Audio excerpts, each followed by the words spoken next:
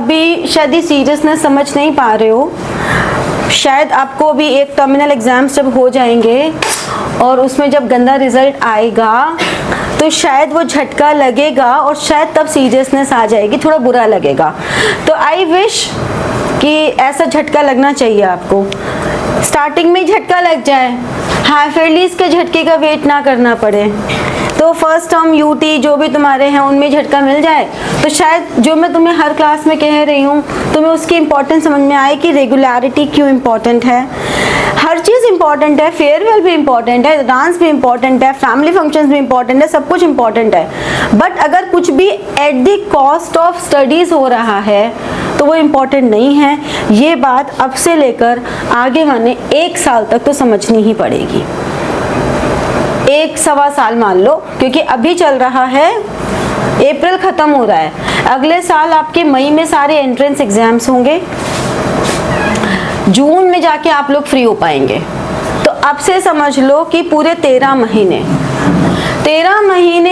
तो आपको ये समझना ही पड़ेगा कि नथिंग इज इम्पॉर्टेंट। और अगर हम बाकी सब चीज़ें, हम में इतना कैलिबर है कि हम बाकी सब भी बैलेंस कर सकते हैं, तो आप सबके साथ चल के बैलेंस करिए, आप सब कुछ करिए लेकिन अपनी पढ़ाई की। फिर आप ये समझिए कि हम रिकॉर्डिंग ले लें, रिकॉर्डिंग देखें और फिर उससे अपना गैप कवर करें, हम नोट्स मांगें, उसे पढ़ें और अपना गैप कवर करें, ताकि जब हम क्लास में आए तो हम ब्लैंक ना बैठे हों। कैसे दोगे वेडनेसडे का टेस्ट, मुझे ये बता दो। न्यूमेरिकल्स का टेस्ट है ना, नेशनल इनकम, सैटरडे संडे में एक्स्ट्रा क्लास लेने की बात भी कर रही थी, वो मैं ले भी लूँगी, बट उसमें तुम नहीं आ सकते हो। तो तुम्हें अपनी लिमिटेशन पता है ना कि उसमें भी तुम नहीं आ सकते हो। मैंने सबको बोला था कि मैं सैटरडे संडे क्लास ले लूँगी, नेशनल इनकम के न्यूमेरिकल्स की पूरी रिवीजन करा दूँगी एक बार और, मैंने बोला था, बट तुम्हारे लिए तो वो भी नहीं है, तो फिर कैसे करोगे। रेगुलर क्लासेस में हम आएंगे नहीं, एक्स्ट्रा में हम आ नहीं सकते हैं, तो हम तो भैया राजा हैं। तो बेटा ये राजा बेटा तो नहीं चलेगा।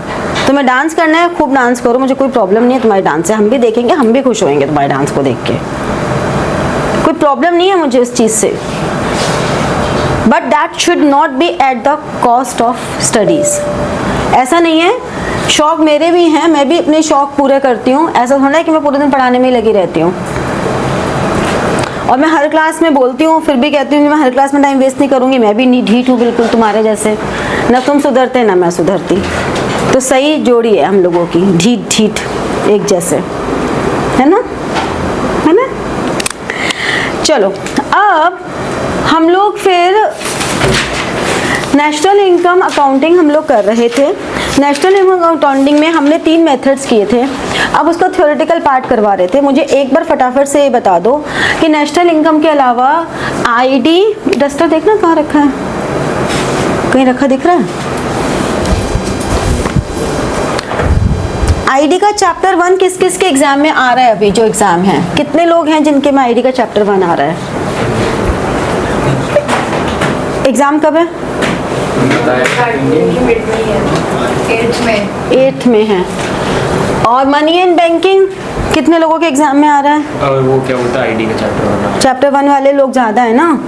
मनी एंड बैंकिंग तेरे में, तेरा तो सिलेबस टोटली डिफरेंट है ना, स्कूल ही बिल्कुल महान है, सबसे अलग चल रहा है। मनी एंड बैंकिंग और किसके में आ रहा है, किसी के में नहीं आ रहा। गवर्नमेंट बजट किसके में आ रहा है, किसी के में नहीं आ रहा। देखा सार्थक भैया, यू आर ऑल अलोन। ठीक है, तो हम ऐसा करते हैं, नेशनल इनकम भी, नेशनल इनकम तो बहुतों के में आ ही रहा है। अच्छा, जिनके में आईडी का चैप्टर 1 आ रहा है उनके में नेशनल इनकम नहीं आ रहा, राइट। ठीक है, दोनों आ रहे हैं। ठीक है, टाइम तो इसी में ही निकल जाता है। चलो अब हम लिख रहे हैं इनकम मेथड, एक्सपेंडिचर मेथड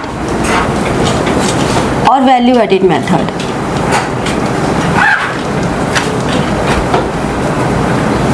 इन तीनों मेथड्स का प्रोसेस लिखेंगे और प्रिकॉशंस लिखेंगे, ठीक है।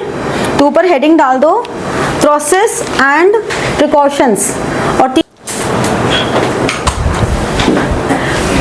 हम लोग जब नेशनल इनकम अकाउंटिंग करते हैं तो हमने स्टार्टिंग में किया था circular flow of income. Circular flow of income में क्या होता है, हम कहते हैं दो ग्रुप्स हैं, एक हाउस होल्ड्स होते हैं यानी कि एक कंजम्पशन सेक्टर है और एक प्रोड्यूसिंग सेक्टर है। हम ये एज्यूम करके चलते हैं कि जितना इसने प्रोडक्शन किया वो सारा का सारा यहाँ कंज्यूम हो गया, ना तो कुछ कम पड़ा और ना ही कुछ बाहर गया, यानी कि नो लीकेजेस नो इंजेक्शन। ठीक है, यानी कि जितना उनको उसके बदले में फैक्टर इनकम मिल रही है उतना ही वो एक्सपेंडिचर कर रहे हैं, ना तो कोई कुछ सेव कर रहा है ना कुछ और। इसका मतलब जितनी प्रोडक्शन है सारी कंज्यूम हो रही है, जितना इनकम है वो सारी खर्च हो रही है। इसीलिए income method, expenditure method and value added method, इन तीनों से हमारा जो वैल्यू आती है वो सेम आती है नेशनल इनकम की। ठीक है, जब हम इनकम मेथड करते हैं या वैल्यू एडेड या एक्सपेंडिचर, तीनों मेथड का प्रोसेस में पहला स्टेप सब में सेम होता है। वो क्या होता है, identify all enterprises in primary, secondary and tertiary. तीनों ही मेथड में ये स्टेप बिल्कुल सेम होगा, ये यहाँ आएगा और ये यहाँ आएगा। ठीक है, आप लोग डैश नहीं मारेंगे, आप लोग पूरा पूरा लिखेंगे वाह हर बार। ठीक है, अभी समझ लो फिर लिख लेना, मैं भी लिखवाऊंगी डिक्टेट करवा के। समझ लो, तीनों मेथड का ये स्टेप कॉमन होता है। फिर इनकम मेथड में हम क्या कर रहे हैं सेकेंड स्टेप में कि हर एक एंटरप्राइज के डिफरेंट फैक्टर इनकम्स ऐड कर रहे हैं। ठीक है, फिर ऐड करके हमें एनटीपेट एफसी मिलता है और एनटीपेट एफसी मिलने के बाद हम इसमें एनएफआईए ऐड कर देते हैं तो हमें एनएनपी एट फैक्टर कॉस्ट मिल जाता है। ठीक है, तो ये हमारी नेशनल इनकम होती है। एनएफआईए क्या होता है, net factor income from abroad. Net factor income from abroad ये मैं इसलिए आपको करवा रही हूँ जिससे कि आपको न्यूमेरिकल्स में एक बार रिवीजन हो जाए फाइनली। ठीक है, तो NDP is net domestic product at factor cost, इसमें आपने ये ऐड किया और एनएनपी एट फैक्टर कॉस्ट आ गया। ठीक है, अब एक्सपेंडिचर मेथड में भी सेम, हमने आइडेंटिफाई किया, फिर कंजम्पशन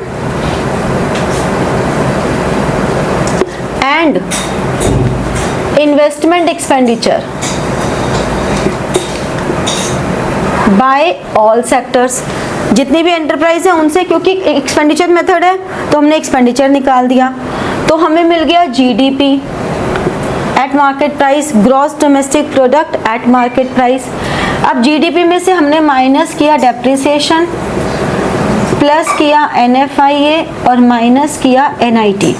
ग्रॉस से नेट पे जाने के लिए डेप्रिसिएशन माइनस, डोमेस्टिक से नेशनल पे जाने के लिए एनएफआईए प्लस और मार्केट प्राइस से फैक्टर कॉस्ट पे जाने के लिए एनआईटी माइनस। ये हमें करके एनएनपी एट फैक्टर कॉस्ट आ गया। ठीक है, जब वैल्यू एडिशन है तो हमने हर एक को आइडेंटिफाई किया, फिर सबका value added by each sector निकाला और उससे भी फिर हमें जीडीपी आ गया और जीडीपी आने के बाद फिर वापस सेम प्रोसेस हमारा चलेगा, डेप्रिसिएशन, एनएफआईए, एनआईटी। ठीक है, तो आपको अगर न्यूमेरिकल्स अच्छे से आते हैं तो इनके स्टेप्स बड़े कॉमन हैं। ठीक है, सो राइट डाउन, सबसे पहले इनकम मेथड के स्टेप्स लिखो। Identify all enterprises, income method के प्रोसेस में या स्टेप्स में फर्स्ट स्टेप हो गया identify all enterprises in primary, secondary and tertiary. Identify all enterprises in primary, secondary and tertiary. ठीक है, फिर नेक्स्ट लिखो identify all factor incomes. Identify, second step है identify all factor incomes oblique payments. Factor incomes and factor payments एक ही बात होती है। Identify all factor incomes oblique payments, bracket में लिख लो कौन कौन सी होती हैं, rent, interest, wages and profits, profits. Third step is classify and estimate. Third step is classify and estimate all factor payments. Classify and estimate all factor payments in all three enterprises. In all three enterprises. ठीक है? फिर next लिखो sum up. Next step, sum up all factor payments. Sum up all factor payments made within domestic territory. Made within domestic territory to get domestic income. To get domestic income. I repeat, sum up all factor payments made within domestic territory to get domestic income. Domestic income के bracket में लिख लो NDP at FC.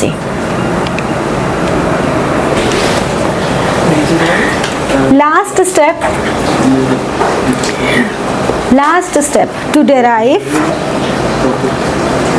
Last step है to derive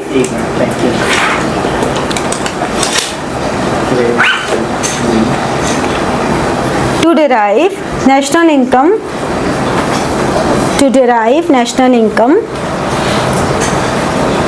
add NFIA to the domestic income. ठीक है, add NFIA to the domestic income. ठीक है, to derive national income, add NFIA to the domestic income. समझ में आ गया? चलो नेक्स्ट, वैल्यू एक्सपेंडिचर मेथड की है ना, नेक्स्ट कॉलम एक्सपेंडिचर मेथड का है ना। yes.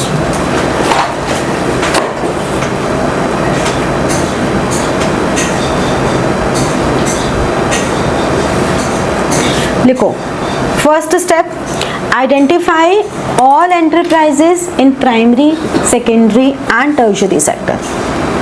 Identify all enterprises in primary, secondary and tertiary sector.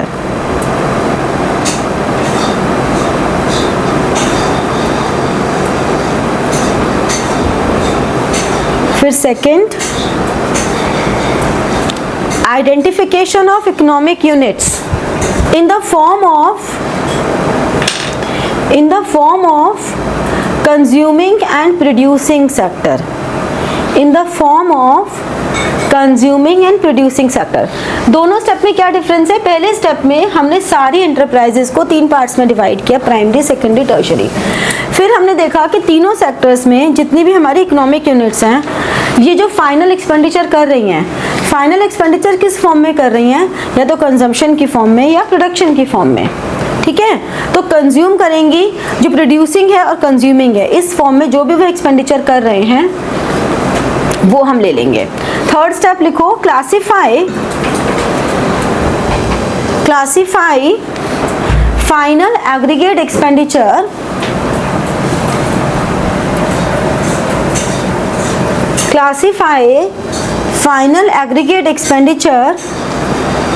into following components.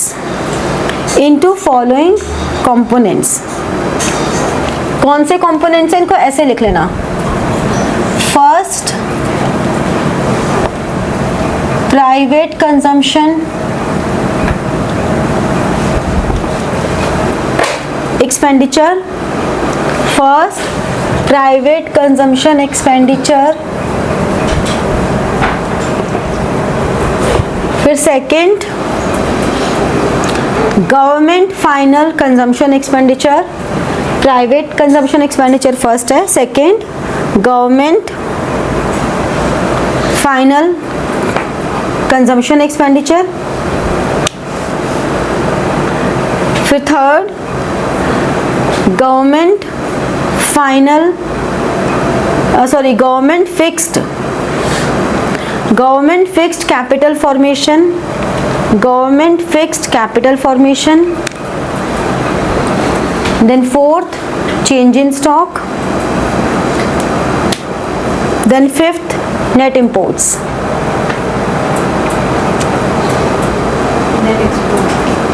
Exports, net exports. ठीक है, then next step is, fourth step आ जाएगा sum total of all the final expenditure. Fourth step sum total of all the final expenditure, sum total of all the final expenditure components is called GDP at market price.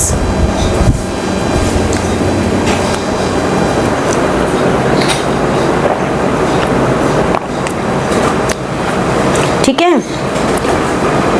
फिर next step है last, to derive national income. अब क्या करेंगे? To derive national income, subtract depreciation and NIT, subtract national income depreciation and NIT and add NFIA. To derive national income, यही formula, subtract depreciation and NIT and add NFIA, ये formula है। ठीक है,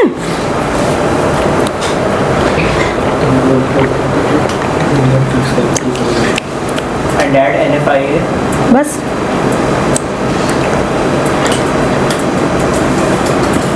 हो गया। अब थर्ड वैल्यू एडेड, हम एक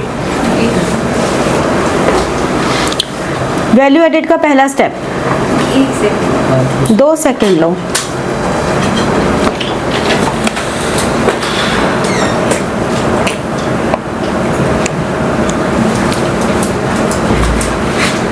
हो गए 4 सेकेंड।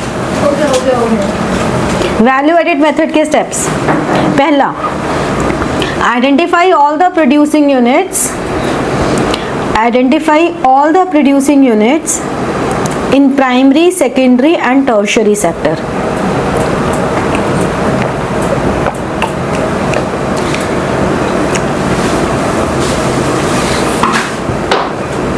ठीक है, second estimate net value added, estimate net value added of each sector, estimate net value added of each sector,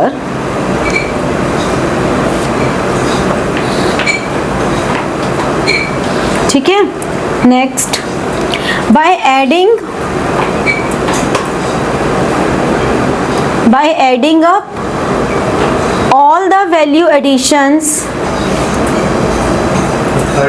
हाँ, by adding up all the value additions from all these 3 sectors, all the value additions from all the 3 sectors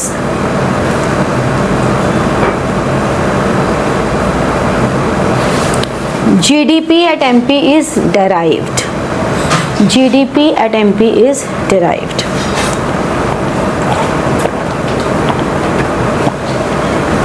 ठीक है, next step to derive national income, last step to derive national income.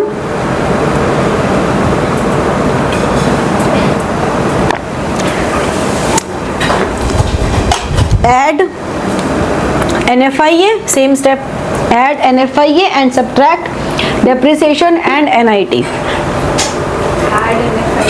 Add NFIA and subtract depreciation and NIT in GDP at MP. In GDP at MP. ठीक है, ये 3 steps हो गए। Table close कर दो नीचे से,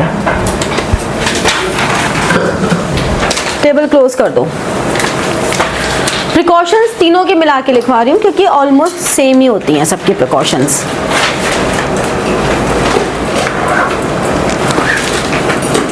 फर्स्ट पॉइंट लिखो प्रिकॉशंस में। टेबल नहीं बनानी बोला तो, तीनों की एक साथ है, प्रिकॉशंस हेडिंग डाल लो बस, टेबल खत्म। प्रिकॉशंस मोर और लेस सबके लिए सेम ही चलती हैं।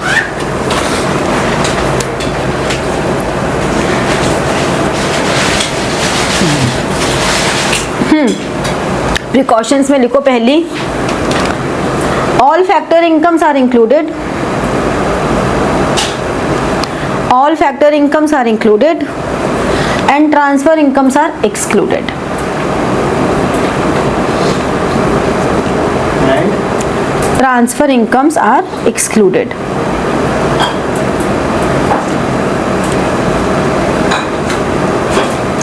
Sale purchase of second hand goods are not included. Sale purchase of second hand goods are not included, but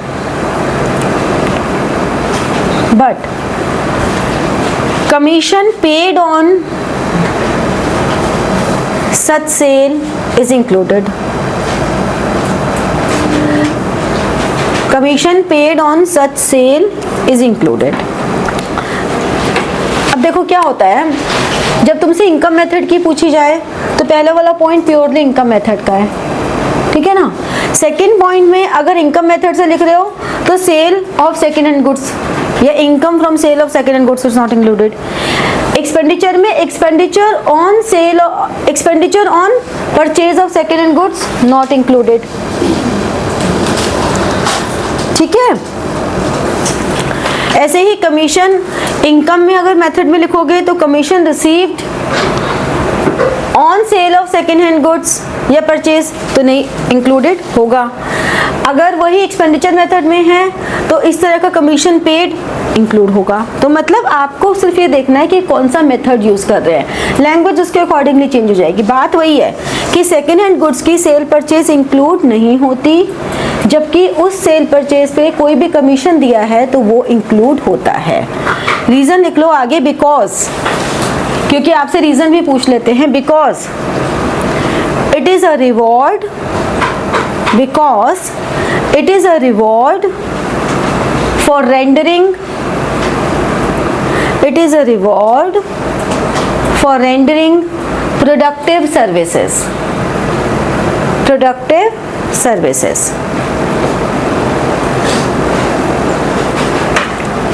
ठीक है। नेक्स्ट पॉइंट लिखो, sale proceeds of shares and bonds, sale proceeds of shares and bonds are not included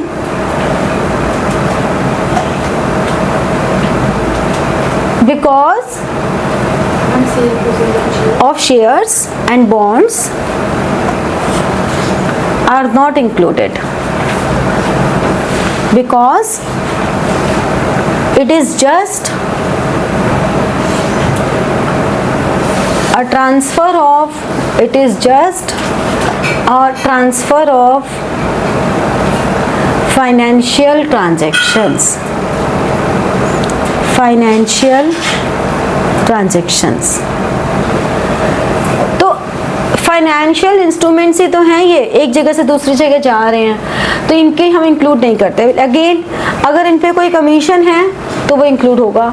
लिख लो इसी के आगे, but commission on such transactions is included, but commission on such transactions is included.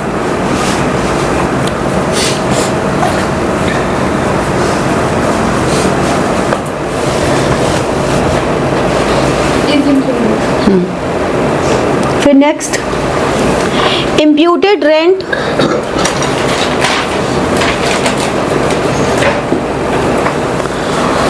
Of asset is included,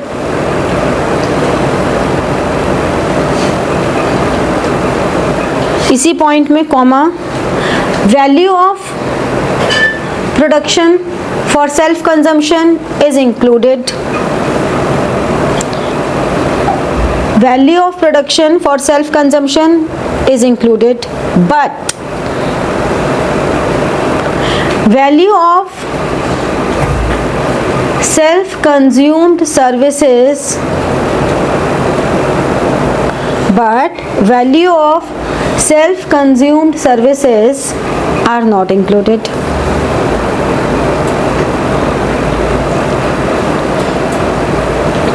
क्या मतलब हुआ? मान लो ये घर है, इस घर में से एक पोर्शन मैंने पढ़ाने के लिए यूज़ किया, तो मैं इस घर का अगर 20,000 रेंट दे रही हूँ, तो मैंने देखा कि मेरा 1/3 पोर्शन या 1/4 पोर्शन मेरा जा रहा है एक्टिविटी में, तो मैं कोई अलग से रेंट नहीं दे रही। मैं ये सोचूंगी कि अगर मुझे बाहर रेंट लेना होता या मुझे इस घर का इतना 5,000 का रेंट मैं दिखाऊंगी कि मेरा एक्सपेंस है। Imputed rent, cell phone services, अगर मान लो मैं कंप्यूटर के लिए किसी को अपने काम करने के लिए अपॉइंट करूं, उसे मैं 10,000 सैलरी दूं, तो वो मैं नहीं किसी को दे रही और मैं खुद वो काम कर रही हूं, तो मैं वो 10,000 सैलरी अपने इसमें दिखाऊंगी एक्सपेंस में।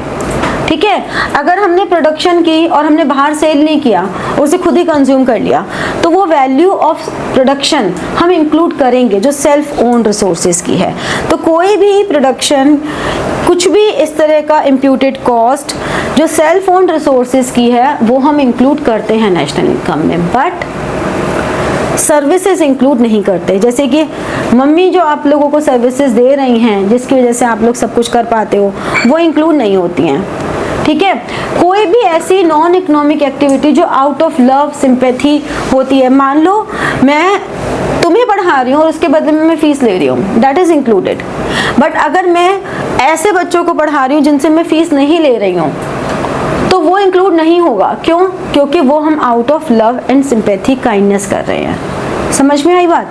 तो कोई भी जो सर्विसेज हैं वो नहीं करेंगे। या आप एक दूसरे को, आप दो भाई बहन हो, एक दूसरे को आपने पढ़ा दिया, तो अब क्या हुआ, आप ये नहीं कह सकते कि ये मैंने सर्विसेज दिए तो इसकी वैल्यू इंक्लूड की जाए, क्योंकि वो सर्विसेज हैं। तो सर्विसेज कभी इंक्लूड नहीं होती। समझे? नेक्स्ट लिखो, income from illegal activities are not included. Income for illegal activities are not included.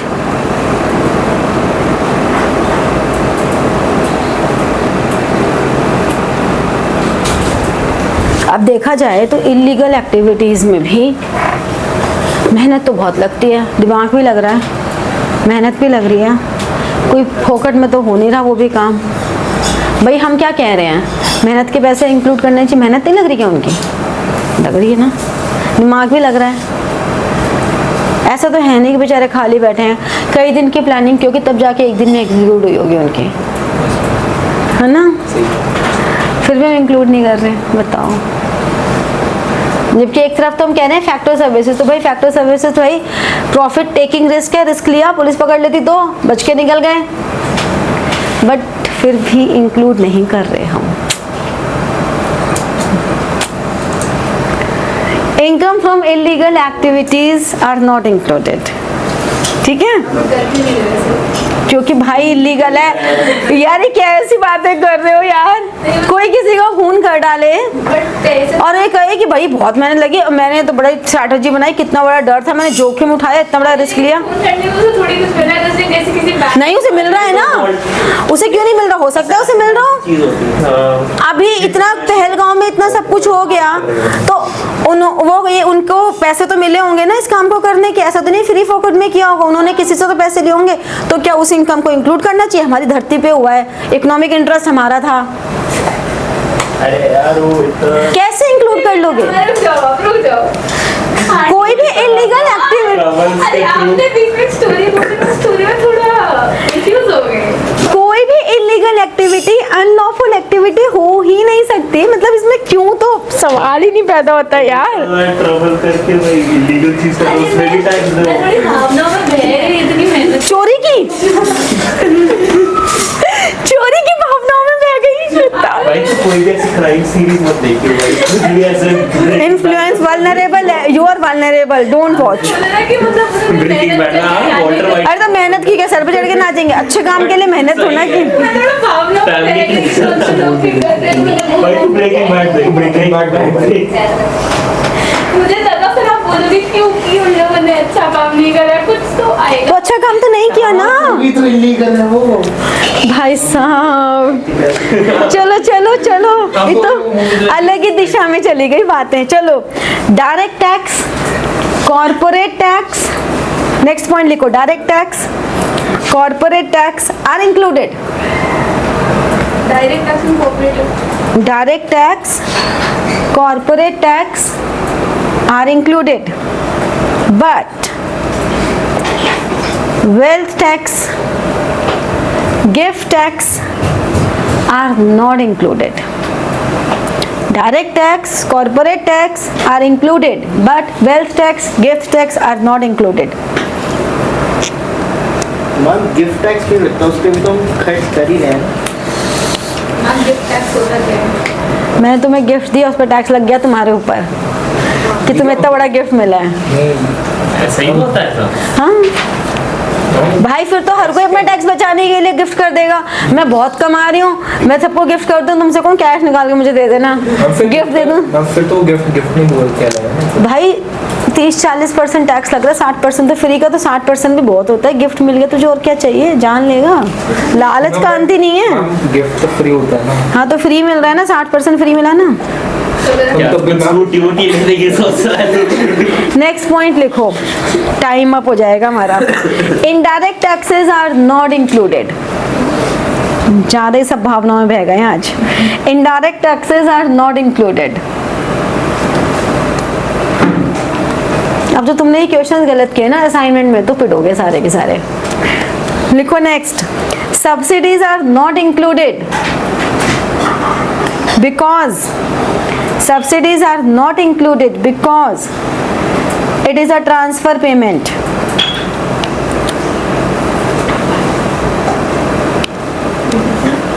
Transfer payment मतलब जिसके अगेंस्ट कोई सर्विसेज नहीं दी गई।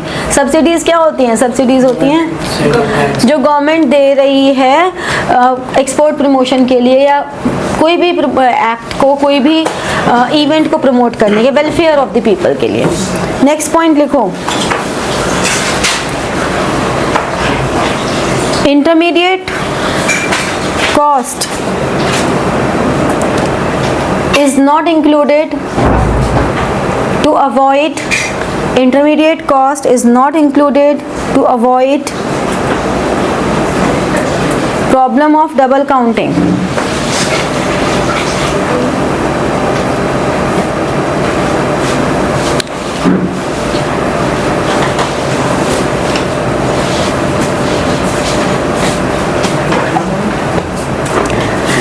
Next,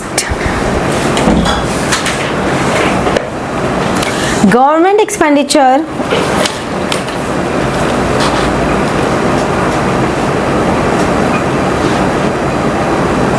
on providing public services, government expenditure on providing public services and welfare of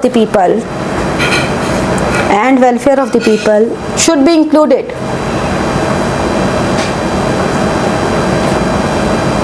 but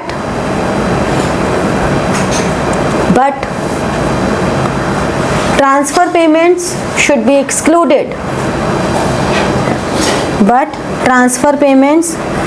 should be excluded,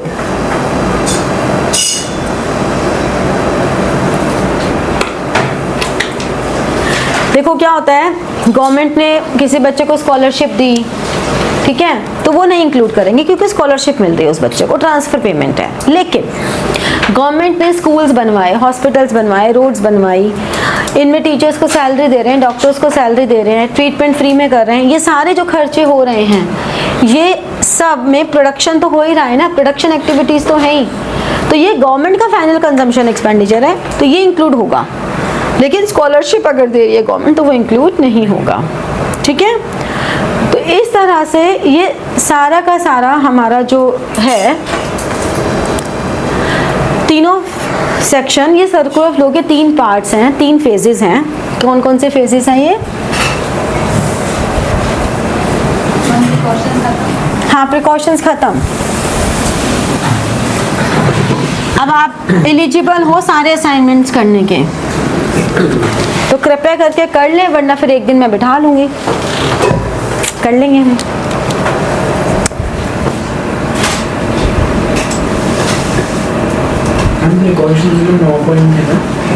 अरे जितने मर्जी बना दो, ऐसे हर ऑथर ने अलग अलग बना रखे हैं,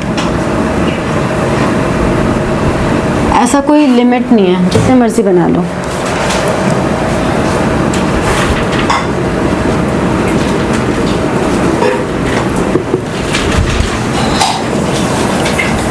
एक्सपेंडिचर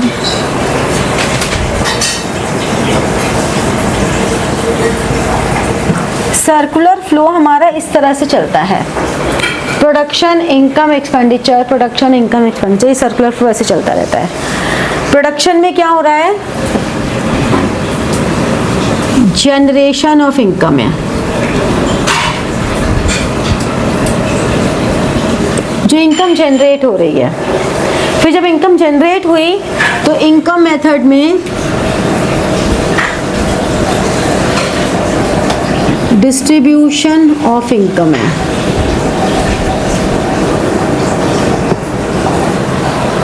ठीक है, और एक्सपेंडिचर में डिस्पोजिशन है।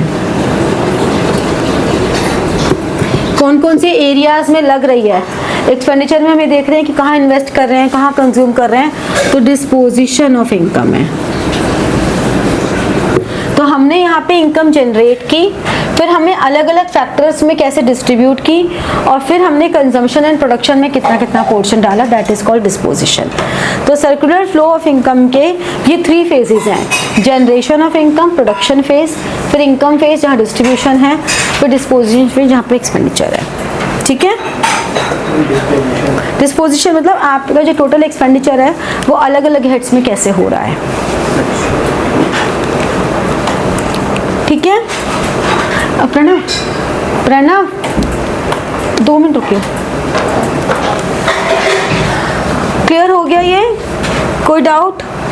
तो अब हम लोग नेक्स्ट क्लास में बची हुई थ्योरी कर लेंगे। तो मैं आप लोगों से रिक्वेस्ट करती हूँ कि मंडे तक आप लोग न्यूमेरिकल्स थ्योरी पढ़कर आएँ।